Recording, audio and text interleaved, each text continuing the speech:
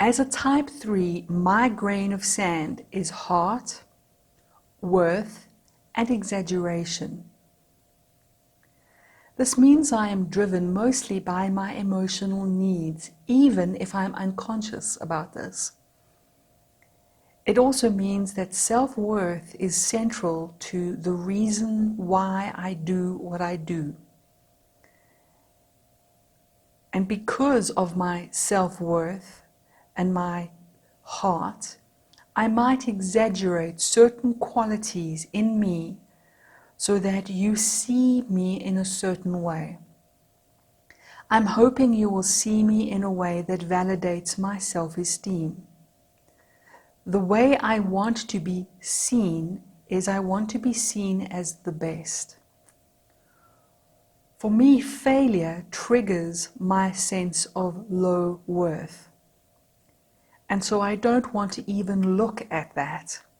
Instead, I'm going to try to be the best. My heart is invested in winning. My sense of self-esteem is invested in winning. And I will exaggerate whatever characteristics in me that I need to in order to not have to look at my heart and my sense of self-worth. That is until I grow to my highest expression. As a type 3, therefore, I want you to see me as the best. Now, this depends on where I choose to win.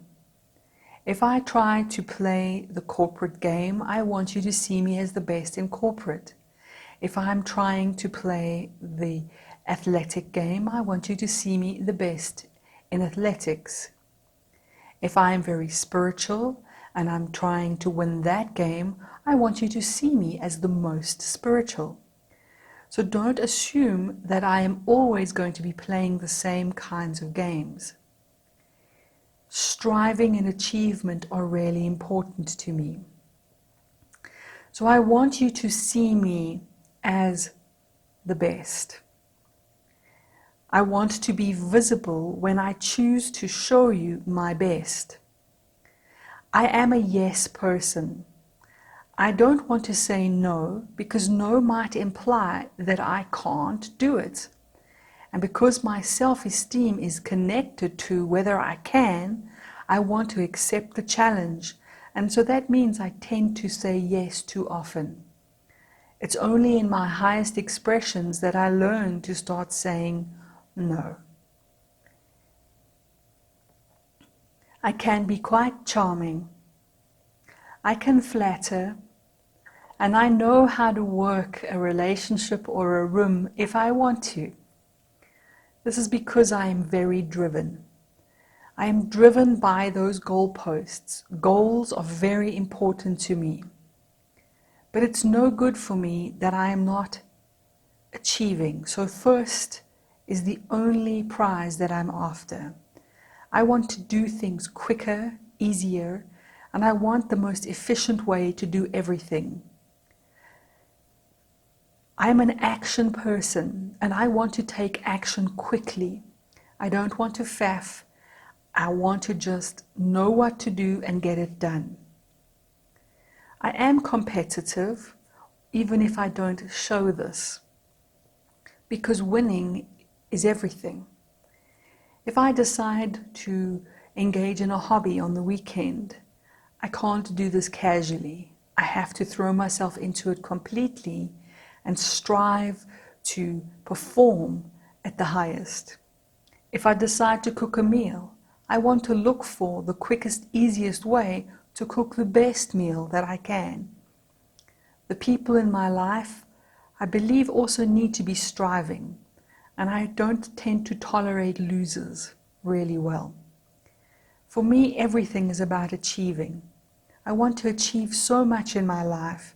There's so much to do and very little time to do it. And this is unfortunately why I might tend to overpromise sometimes and therefore can underdeliver. It's hard to juggle all these balls and to accomplish and achieve in all the ways that I want to. I even try to outdo my own to-do list regularly. If I need to, I can become a networker. I can just pick up the phone and ask whoever I need in order to help me to succeed. I can have this tunnel vision, you see. I'm a natural entrepreneur. If I'm employed, I'm like a natural intrapreneur. But I want to be the star of my own story. I don't mind if you throw a little spotlight my way occasionally, although sometimes I prefer that you look at what I've done as opposed to necessarily me. I want to show you everything that I've done. I am quite focused on my own needs, on my own wants, and my own vision. I can suffer from a bit of vanity, only because my self-worth is quite attached to how I am seen. And therefore I might be putting a bit of effort into hoping that you will see me in a certain way. I can be very entertaining when I want to be, but always in the back of my mind are my goals and my dreams that I am working towards. Have a look at my cartoon.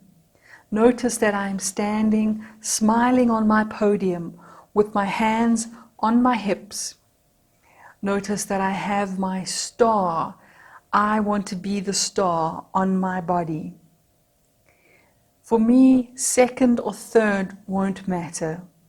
This is what I'm after.